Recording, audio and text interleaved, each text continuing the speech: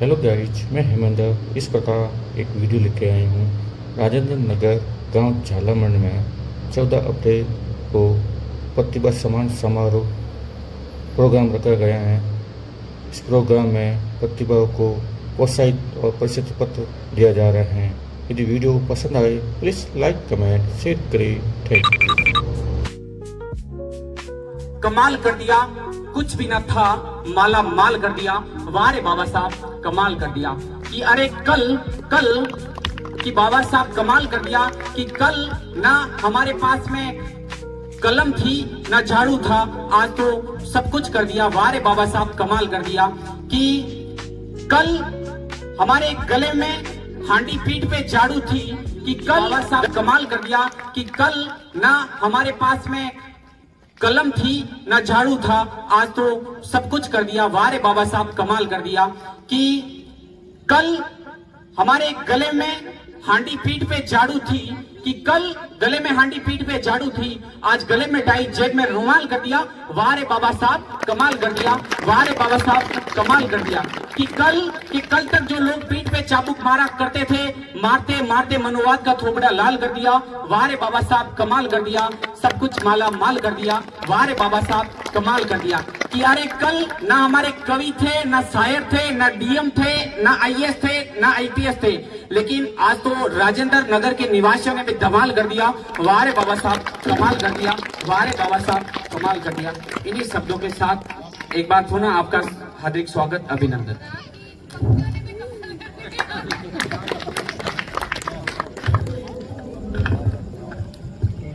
एक बार सर से निवेदन है भी हमारे बीच में पधारे एंकर राकेश चौहान का साफा बना के उनको सम्मानित करें।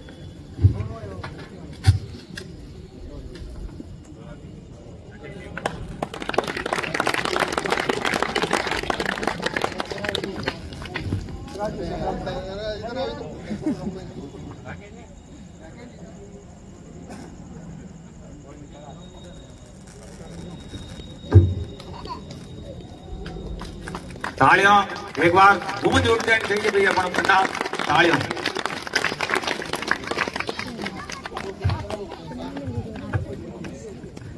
मान सम्मान के लिए जय जय जय जय जय भीम। सब बोलो जय जय जय जय जय भीम। जय जय जय जय जय भीम। आज 134वीं बाबा साहब के जयंती के अवसर पर हमारे बीच में नितेश जी सर जो एडिशनल एसपी सर हैं, और हमें खुशी होती है जो अपने लोग अपने बीच में आते हैं। इन्हीं के साथ में बहन लाछा जी और अरुणा जी हमारे बीच में आए हैं, मातृशक्ति भी है, इनका भी मैं तहे दिल से धन्यवाद व्यक्त करता हूं। आयोजन समिति में नरपत जी, कैलाश जी चांदनिया, कैलाश जी मेहरा, विष्णु जी पवार, मगराज जी मेरे मित्र लंबे समय से 20-25 साल से मेरे संपर्क में हैं, अनवर भाई और सभी लोग, काफी लोगों को मैं जानता हूं क्योंकि सर मेरा भी एजेंसी यहाँ सामने ही है। अपना मेन मुख्य जो उद्देश्य है प्रतिभा सम्मान समारोह भी रखा है, और मुझे ये खुशी हो रही है। आप ये मत देखना कि ये जनसंख्या कम है या संख्या कम है। बाबा साहब जब निकले थे, घर से निकलते थे तो वो सिंगल निकले थे। आपको पता हो काशीराम जी ने भी काशीराम जी बाबा साहब का मूवमेंट लेकर निकले थे, तो उन्होंने एक साइकिल निकाली थी, वो आरएस अफसर थे। काशीराम जी का नाम भी आपने सुना होगा, जो बीएसपी के जनक थे। उन्होंने एक साइकिल यात्रा निकाली थी, घर से निकल गए थे कि मैं बहुजन लोगों को उनके अधिकार के लिए लड़ूंगा। वो आरएस अफसर से उन्होंने रिटायरमेंट, उससे पहले उन्होंने सेवानिवृत्ति ले ली थी और वो घर से निकल गए थे, और पूरे भारतवर्ष में उन्होंने एक जन जागरण अभियान चलाया था। तो उनके पीछे साइकिलों का एक काफिला चला था।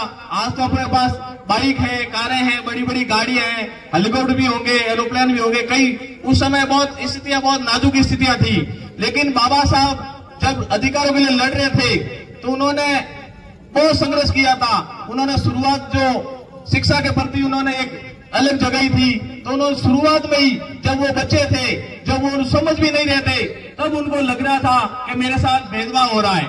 आज तो कोई भेदभाव नहीं हो रहा है। अपन इतने बाबा साहब ने अधिकार दे रखे हैं कि कोई सामने भी नहीं देख पाता है। लेकिन उस समय उनकी स्थितियां बहुत नाजुक स्थितियां थी। देश के अंदर हालात बहुत ऐसे थे, देश आजाद भी नहीं था, लेकिन उन्होंने कभी संघर्ष को नहीं छोड़ा है, उन्होंने हमेशा संघर्ष किया है। तो मैं आप लोगों सभी लोगों से निवेदन करूंगा, मेरी माताओं बहनों से, आप सीनियर हो, आप हमारे बुजुर्ग हो, आप हमेशा ध्यान रखते हैं, आप ही अपने बच्चों को ज्यादा से ज्यादा पढ़ाने का काम करें। ऐसा नहीं कि मेरे पास पैसे नहीं है, ये बड़ी स्कूल में पढ़ रहा है, ये छोटी स्कूल में पढ़ रहा है। कोई भी स्कूल हो, बच्चे को पढ़ाना चाहिए। मेन मुख्य उद्देश्य ये होना चाहिए, चाहे अपने घर के अंदर खाना एक टाइम मिले, अपने घर का पहनने के लिए कपड़ा एक जोड़ी हो, वो कोई मायने नहीं रखेगा। अपने बच्चे को पढ़ाएंगे, अपने बच्चे को आगे बढ़ाएंगे तो अपन हमेशा सक्सेस रहेंगे। ये मेन मुख्य उद्देश्य होना चाहिए। बाबा साहब महिलाओं के अधिकार के लिए लड़े थे। आपको पता है बाबा साहब ने, ये जो वोट का अधिकार है, बाबा साहब ने महिलाओं को वोट का अधिकार दिलाया था। उस समय बाबा साहब नहीं होते तो शायद महिलाओं को अधिकार नहीं मिलते थे। बाबा साहब चाहते थे कि जो भी महिलाएं हो, जो तलाक हो जाती है या बचपन में, तो पहले आपको पता बचपन में शादी हो जाती थी तो उनको शादी करने के लिए भी नहीं होता, तो बाबा साहब वो विवाह करवाने के लिए भी उनके इच्छुक थे कि हमेशा उनकी जो परिवार है उनकी पुनः विवाह करवाए और उनके बच्ची को आगे बढ़ाने के लिए प्रेरित करे। बाबा साहब की इतनी बड़ी सोच होती थी। बाबा साहब 2 साल 11 दिन और 11 महीने और 18 दिन तक अपने घर के अंदर बंद रहे। आपको पता, लंदन के, अमेरिका के, ब्रिटेन के, फ्रांस के, जर्मनी के सारे देशों का जो कानून था, वहां से पूरा कानून की जो किताबें थी वो लेकर आए। किसके लिए लेकर आए थे? अपने लिए लेकर आए थे उन्होंने। और ये लोग भ्रमियां फैलाते हैं ना, बाबा साहब तो दलित समाज के लिए बहुत कुछ, दलित समाज के लिए, सर्व जातियों के लिए बाबा साहब उन्होंने बहुत अच्छा काम करके जा रहे थे।